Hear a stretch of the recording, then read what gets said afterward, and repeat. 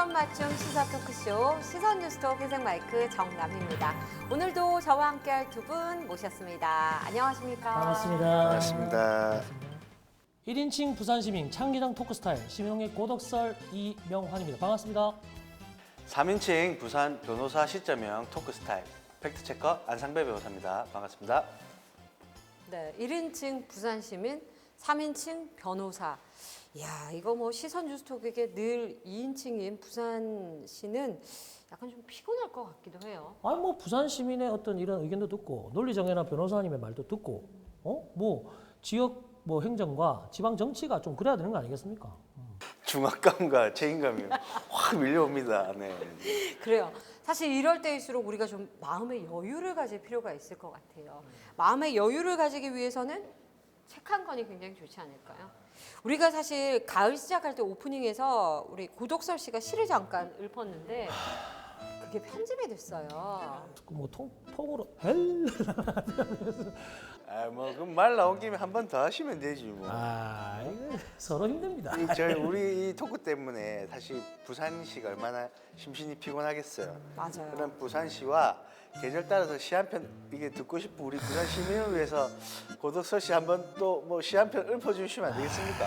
통편집의 향기가 살아요. 그래서 이건 편집하지 마시고 제가 한번 해보도록 하겠습니다. 시몬 너는 아니냐 낙엽 발라는 소리를.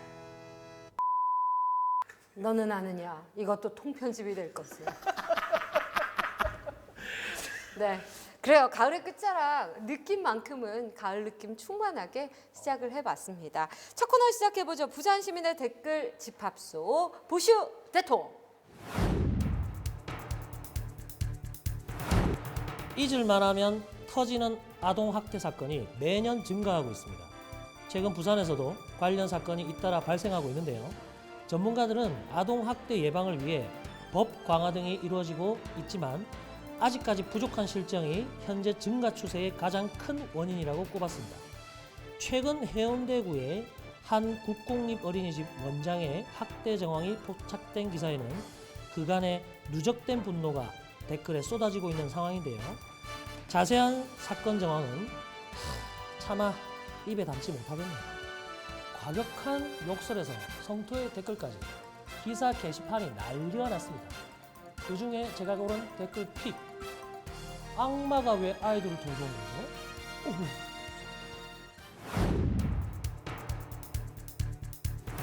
드론으로 연애 편지 쓸 수 있다 없다? 12월부터 매주 토요일 7시와 9시 광안리 해수욕장에 가면 가능합니다. 전국 로맨티스트의 가슴을 설레게 할 소식에 올겨울 광안리는 사랑이 넘쳐날 예정입니다. 솔로가 와도 괜찮습니다. 드론 연애 편지는 신청자에 한해서만 띄우거든요. 추운 겨울바다가 따뜻해지는 기분, 댓글에서도 이미 감지됐습니다. 그중 제 염장을 지른 댓글 하나 발견했는데요. 미수가 사랑한다.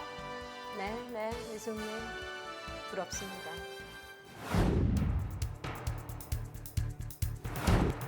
부산시가 1,000만 원 이상 지방세 고액 상습 체납자 명단을 공개했습니다. 이름이 공개된 체납자는 모두 610명. 이들은 6개월 이상 소명 기회를 줬는데도 특별한 이유 없이 세금을 내지 않았습니다. 체납액 1위는 지방소득세 151억 원의 65세 오모 씨로 알려졌고요. 해운대 LCT 실소유주로 알려진 이용복 회장도 132억 원이 넘는 세금을 내지 않아 체납자 명단에 올랐습니다. 부모님이 주신 소중한 이름을 오명으로 안 남기려면 좀 빨리 정리하시죠. 네? 댓글에 칭찬이 있을 리 없겠죠. 그중 제가 뽑은 댓글은 체납액을 바로 징수할 수 있는 모책을 알려준 댓글입니다. 38 기동대 마동서 보내면 끝!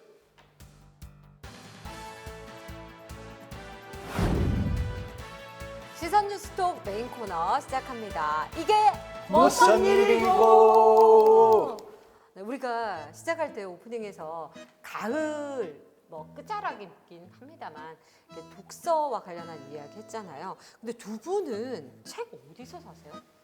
뭐 요새는 다들 뭐 인터넷 서점에서 사지 않나요? 대부분 인터넷 서점 하죠. 왜냐하면 가격도 저렴하고 할인도 해주고 적립도 빵빵하고 그다음에 뭐 거기다 뭐 여러 가지가 좀 혜택이 많아요. 식품은 새벽 배송되는 게 나는 이해가 되는데 와, 이 책이 새벽 배송이 되는 거야. 아 그래요? 골 때립니다. 아침에 뭐 나갈 때 딱 보면 책 와 있어요. 그 정도로 지금 배송도 장난 아닙니다. 그렇죠. 그렇다면 이런 서점 들어보셨는지 모르겠어요. 책방 너머, 스트레오 북스, 주책공사, 손목서가, 북그러움, 책방 5월 뭐 등등등 들어보셨어요? 이거 뭐예요 이거? 뭐 서점 맞습니까 이게? 맞습니다. 오. 바로 대형 서점 사이에서 본인만의 색깔로 책과 문화를 팔고 또 공유하는 부산의 독립서점을 이야기하는데 작년에 도서점까지 폐지 문제로 주목받았던 이 독립서점의 목소리가 세계 계절 가을을 맞아서 또 코로나 시대 한적한 여행의 시대를 맞아서 각광받고 있는데 오늘 이와 관련한 여러 가지 이야기를 해보려고 합니다.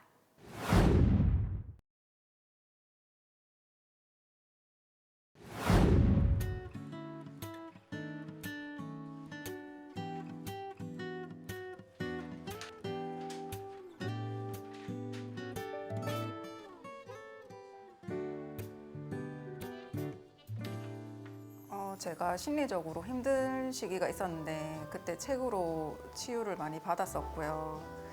그래서 또 월급쟁이로서 좀 매여 있는 삶이 힘들었을 때 뭔가 나만의 공간에서 그런 책들을 공유하고 싶다는 생각이 들어가지고 시작하게 됐습니다. 위치적으로 좀 외져서 소소하게 하루에 한 두세 팀 정도에 아주 소소하게 방문해 주시고 계시고 제가 또 온라인을 하기 때문에 열심히 하고 있거든요. 그래서 전국적으로 꾸준하게 구매를 해주시는 편이세요. 대형 서점이랑의 가장 큰 차이는 고객과의 소통이라고 생각하거든요. 그 책을 좋아하시는 분들도 많지만 책을 부담스러워 하시는 분들도 계신데 그분들이 카페에 드나드는 것처럼 편하게 책을 접할 수 있게 해주는 어떤 독립서점이 최전방이라고 생각해요.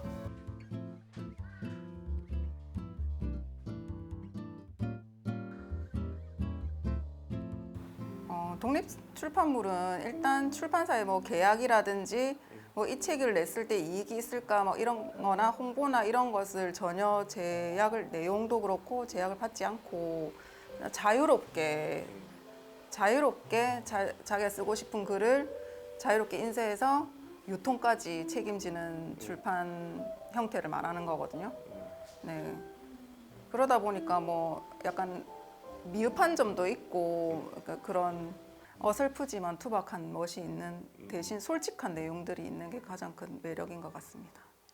뭐 독립서점이든 대형 서점이든 온라인 서점이든 각자의 위치에서 열심히 노력해가지고 결국은 문화를 발전시키는데 조금이나마 도움이 되는 게 아닐까 생각해요. 독립서점이라서 뭐 이래야 되고 대형 서점은 이래야 되고 이런 게 아니라 각자의 역할에서 열심히 하다 보면 그런 문화적인 저변이 확대되지 않을까 생각합니다. 아파트 상가의 작은 서점이 뭐 크기만 작다 뿐이지 의미는 뭐 대형 서점 못지않은데. 일명 머무르고 싶은 공간. 야, 근데 방금 이 인터뷰 대표님 인터뷰를 좀 보니까 제가 평상 때 생각했던 독립서점 이미지하고 딱 들어맞는 것 같아요. 네. 일단 어떤 걸 생각하셨는지 모르겠지만 독립서점이란 대규모의 그 자본이나 큰 유통망에 의존하지 않고 서점 주인의 취향대로 꾸며진 작은 서점을 의미하는데 이 서점 주인의 취향이 구비하는 도서의 기준이 되다 보니까 서점별로 특정 영역에 좀 특화된 경우가 좀 많습니다. 지금 본 북앤스페이스 역시 감성이 충만하지만 시크한 책방 대표 이미지와 묘하게 좀 맞아 떨어지는 것 같은 느낌 들죠. 이게 서점 주인의 취향하고 이 서점이 닮았네. 그렇습니다. 그래서 제가 사실은 조금 요 이제 독립서점의 개수 이런 걸 좀 조사를 해봤는데 너무 대단한 게 우리가 이때까지 예를 들어서 코로나19 바이러스 작년부터 이어지면서 안 좋은 소식만 얘기를 했었잖아요. 네. 그렇죠. 자영업자 뭐 폐업한다, 파산한 사람 많다, 뭐 이런 얘기만 했었지 않습니까? 그런데 독립서점 업체 수는 코로나 시대임에도 불구하고 꾸준히 증가세라고 합니다. 에이? 아 그래요? 이게 2015년도에 97개였는데 2020년도에는 무려 6배가 증가를 했다고 해요. 6배? 네. 그리고 작년에 조사한 바로는 634개가 있었는데 가장 가깝게 조사된 게 이제 2021년 10월 저번 달이죠. 저번 달에 조사했을 때는 700개가 훌쩍 넘어갔다고 합니다. 우리가 서점하면 사실 책 사는 곳이다. 라는 이 가장 기본적인 목적 외에는 이곳은 문화를 공유하는 공간으로 의미를 확장하는 곳이기 때문에 가능한 것 같습니다. 이용자의 필요에 따라 커피와 차가 있는 곳도 있고요. 서점 주인이 발행하고 싶은 책을 독립적으로 출판하는 이 독립 출판물 서점도 있습니다. 그리고 아예 인문, 사회, 과학 서적만 전문적으로 팔면서 관련 강의나 모임을 하는 서점이 있는가 하면 술이 있는 서점도 있어요. 그리고 큐레이션 서점, 또 전시 공연이 있는 서점 굉장히 다양합니다. 야, 이게 책과 묶으니까 다 말이 되고 길이 되는 겁니다. 있어 보이잖아. 예, 서점의 발상의 전환이라고 볼 수 있고요. 그 생각해 보면 이런 실험적인 그런 시도가 서점이라는 공간을 통해서 나타난 거라 볼 수 있고 대형 서점은 또 이런 걸 하기가 힘들 것 같아요. 그렇죠. 그래서 이 독립서점이라는 단점을 장점으로 좀 승화시켰다고 볼 수 있을 것 같고 대부분 독립서점이 한 10평 내외 좁은 공간이거든요. 작다. 그래서 임대료도 생각보다 작을 거고 또 최근에 마니아라는 이름으로 한 다양한 그 계층이 좀 생겼지 않습니까? 이런 개인 취향 존중하는 문화가 생기면서 독립서점도 같이 좀 각광받는 게 아닌가 그런 생각이 듭니다. 네. 좋아서 하는 일일지라도 자본주의 사회에서는 이게 롱런을 하려면 사실 이게 좀 필요하거든요. 그럼요. 맞습니다. 네. 코로나 시대 앞서 말했던 것처럼 이 독립서점 개수는 늘었지만 독립서점 평균 매출은 32.3%가량 줄었다라는 결과가 있습니다. 야, 그러면 매출이 이게 줄었음에도 불구하고 또 독립서점 개수는 늘어난다는 건 제가 볼 때 이건 독립서점 대표님들 어떤 굳은 심지, 의지 뭐 이런 게 아닐까 생각이 드네요. 그럼요. 그래서 인별 활동으로 서점 홍보하고 또 이달의 책이라는 정기 구독 서비스나 책방 굿즈 상품 개발을 하기도 합니다. 덕분인지 이 코로나19로 독립서점 개수는 늘어났지만 매출 하락 매장 비율이나 폐점률은 예전과 크게 다르지는 않다고 해요. 근데 이런 독립서점이 사실 좀 생각해보면 이렇게 힘들게 하면서 이게 왜 이렇게 운영하시는지 좀 필요한지 잘 모르겠어요. 왜냐하면 소비자 입장에서는 대형 서점이나 온라인 서점 같은 데서 책 싸게 사면 되고 그다음에 커피는 카페에서 강의는 문화센터 가고 그다음에 뭐 술은 술집에서 다 특화되고 누릴 수 있는데 굳이 이렇게 독립서점을 이렇게 가는 게 있을까요? 이게 바로 지역 상권 활성화에도 이 독립서점이 아주 큰 역할을 하고 있다는 주장 때문입니다. 그러면 지역 상권의 부활과 이 독립서점과의 어떤 관계가 있다는 얘기인 거죠? 독특한 지역 특색 같은 게 또 이렇게 섞인단 말이에요. 그러다 보면 이것을 찾는 마니아층이 생기고 마니아층이 와가지고 독립서점만 뭐 가겠습니까? 들렸다가 지역 상권에 있는 붕어빵도 사 먹을 수도 있을 거고 뭐 그 옆에 있는 또 다른 상품 살 수도 있을 거고 네. 그러다 보면 인근에 골목 상권이 형성이 될 수 있다는 거죠. 이게 중요하구나. 결국은 상품을 파는 게 아닌 그 라이프 스타일을 판다라고 하는 게 맞겠군요. 맞습니다. 그래서 사실 골목길 경제학자로 유명한 연세대 모종린 교수의 말을 따르면 성공적인 골목 상권에 꼭 있어야 하는 필수적인 업종 4가지가 있대요. 뭐예요? 첫 번째, 빵집. 너무 좋다. 너무 좋잖아. 두 번째, 빵 있으면 또 뭐 먹고 싶습니까? 커피 있어야죠. 자, 첫 번째 빵집, 두 번째 커피 점점 나왔습니다. 세 번째, 이 사람들 오면 쉴 수 있어야 되잖아. 게스트하우스. 게스트하우스. 자, 제가 아까 네 번째를 했죠. 네 번째가 바로 이 독립서점입니다. 와, 네. 독립서점? 네. 꼭 필요한 거 4개 중에? 네. 독립서점 자체가 사람을 모으고 사람이 머물고 같이 생각하고 공유하고 소통하는 이런 다양한 문화의 어떤 장으로 만들었다고 보면 되고 이런 게 로컬의 힘으로 이렇게 발현된다는 거죠. 네. 그래서 독립서점이 사라지면 안 된다고 하는 거구나. 그래서 최근에 보면 이게 지역에서 독서 대전이나 책 관련 행사를 할 때 독립서점 여행 상품 또는 독립서점 스탬프 투어가 꼭 들어가 있습니다. 이 말인즉슨 지자체에서도 이런 독립서점의 필요성을 인지하고 인식하기 시작했다는 거죠. 네. 부산에서 처음 열리는 대한민국 독서대전을 기념해 동네 책방 활성화를 위한 책공간 스탬프 투어가 진행됩니다. 책공간은 부산 전역의 특색 있는 소규모 책방 40곳에 마련됐습니다. 방문객들이 공공도서관이나 책공간에 비치된 지도를 가지고 간단한 미션을 수행한 후 스탬프를 획득하는 방식으로 진행됩니다. 오는 9월 5일까지 도장을 7개 이상 모으면 독서대전 본행사가 개최되는 솔로몬 로파크에서 선물을 받을 수 있습니다. 이 책공간 스탬프 투어를 통해서 책방의 문턱이 좀 낮아지고 많은 분들이 스스럼 없이 동네 책방을 이용할 수 있는 그런 이벤트 행사로서 아주 반가운 일입니다. 그래서 이런 행사가 단지 독서 대전 기간 동안에만 이루어지는 것이 아니라 기간 이후에도 지자체에서 지원하고 지속적으로 이런 행사가 이루어졌으면 좋겠다는 생각을 합니다. 지난 6월에 북구답게 북구답게. 북구 I got it fine thank you and you 네, 지난 6월에 북구가 부산에선 처음으로 2021년 대한민국 독서대전을 개최했고요. 당시 동네 책방 이제 스탬프 투어도 했었는데 이때 독립서점이 이 부산 시민한테 만나는 좋은 기회가 됐다고 합니다. 야, 이렇게 지자체에서 나서주니까 얼마나 좋아요. 사실 일반인들은 사느라고 바빠서 우리 동네 구석구석 잘 모르잖아요. 독립서점도 원래 그 자리에 있었던 곳일 테고. 그렇지만 모르는 동네분들이 많은데 좋은 행사 취지에 맞게끔 이렇게 좋은 프로그램 발굴해 주니까 정말 좋은 것 같습니다. 앞으로도 좀 쭉 노력을 해주시면 더 좋을 것 같아요. 북그답게 쭉. 근데 그 도서 정가제라는 게 있잖아요. 맞습니다. 네. 근데 대형 서점이나 온라인 서점은 정가제로 안 파는 데도 많거든요. 이거는 위법 아니에요, 약간? 출판문화산업진흥법 제22조에 보면 예.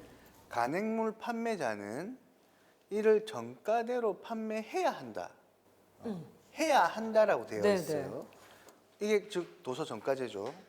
그 법에 도서 정가제가 명시되어 있는데 그러면 그게 책 뒤에 적혀 있는 가격 그대로 팔아야 되는 그렇죠. 거죠. 그게 도서 정가제니까. 그런데 저 법이 만들어지면서 2014년도에 뒤에 조건이 붙습니다. 조건이 뭐가 붙냐? 단 정가의 15% 이내에서 가격 할인을 자유롭게 조합하여 판매할 수 있다. 이래 돼 있어요.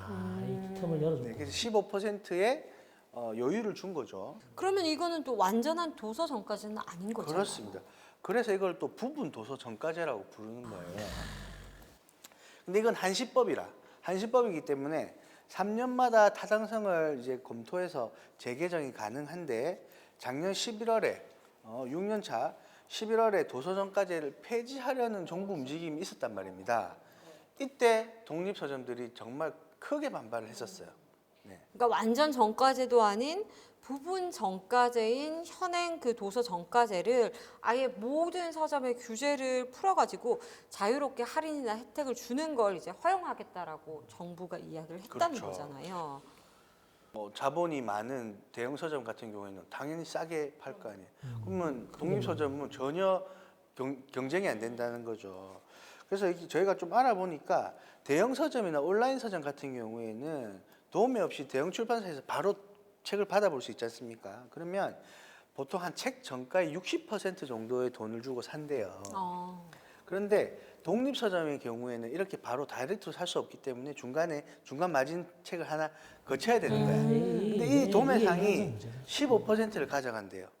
그러면 독립서점에서는 결국 정가의 75%를 주고 책을 사오는 거고 대형 서점 60%만 주고 책을 사는 거지 않습니까? 벌써 여기서부터 가격 경쟁이 안 되는 15%나 거죠. 차이가 네, 나는데. 네.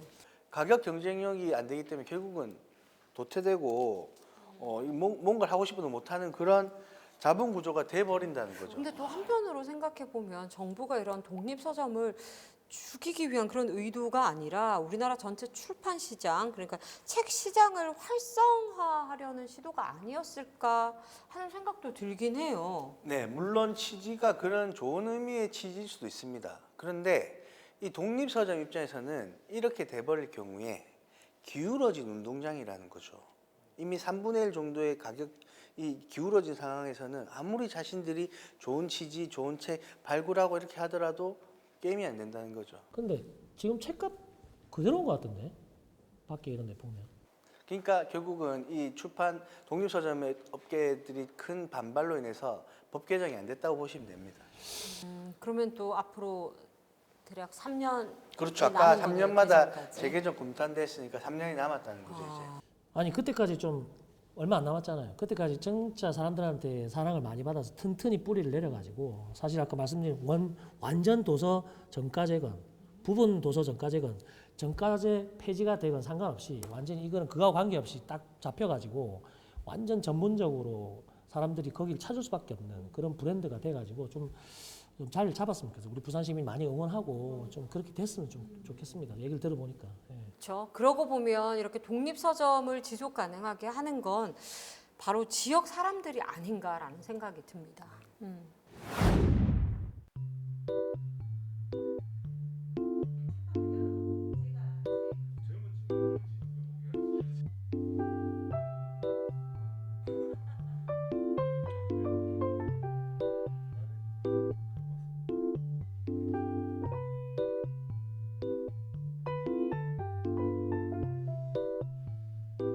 저희들이 어린 시절에는 책방에 대한 향수가 저희 나이에는 누구나 있어요. 그러니까 사실 이 동네 책방을 내고 나서도 오시는 분 다 연세 드신 분이거든요. 우리 책방에 제일 단골 손님이 할아버지 할머니 두 분이세요. 근데 이제 간혹 지나가다가 오시면서 어머 우리 동네에 책방이 있네 하면서 책방이 있는 것만도 좀 품격이 있어 보인다 동네가 이렇게 말씀하시는 그런 말 때문에 운영하고 또 우선은 제가 책을 좀 좋아해서 책을 보려고 사실은 책방을 열은 거죠. 그 도서 정가제 폐지 이게 계속 이제 그 책방 책일을 하는 사람들은 다 이슈인데 이게 약간 양가 감정이 있는 것 같아요. 책을 팔거나 출판 일을 하거나 책과 관계되는 작가분들이나 이런 분들은 당연히 도서 정가제를 해야 된다고 하지만 제가 바꾸어서 소비자인 입장일 때 책에 좀 더 다가갈 수 있는 훨씬 조금 가까이 다가갈 수 있는 방법 중에 하나가 또 조금 할인이 되어서 좀 저렴하면 더 다가갈 수 있을 것이란 이런 생각도 없지는 않아요. 뭐 힘든 시기고 이게 경제성이나 생산성은 별로 없지만 독립서점 사장님들도 그리고 작가님들도 출판사 출판하시는 분들도 다 함께 힘내어서 이런 책이 주는 어떤 메시지가 너무 크니까 책을 접하기만 하면 그러니까 그런 사람들을 생각하고 그런 일반인들을 생각하고 힘내서 끝까지 멀리 함께 갔으면 해요. 아 저는 오늘 보니까 독립서점이 좀 감성적이지만 고군분투를 하는 걸 본 것 같아요. 진짜 좀 응원하고 싶습니다. 예. 네, 오늘은 부산의 독립서점 이야기로 이 가을이 가기 전 꼭 생각해보면 좋을 주제들로 이야기 나눠봤습니다. 오늘 뭐 진짜 저는 책 한 권 읽은 것 같은 느낌이 확 듭니다. 우리 또 뭐 피곤하시겠지만 결국 좀 뿌리가 또 우리 저 변호사님은 팩트체크는 법전, 저는 좀 요즘 좀 이렇게 좀 움직이고 싶어 무협지로 좀 해주세요. 저는 그럼 시집으로 하도록 하겠습니다. 자, 다음 주에 더 풍성한 소식으로 찾아오도록 할게요. 함께 해주신 여러분 대단히 고맙습니다. 감사합니다.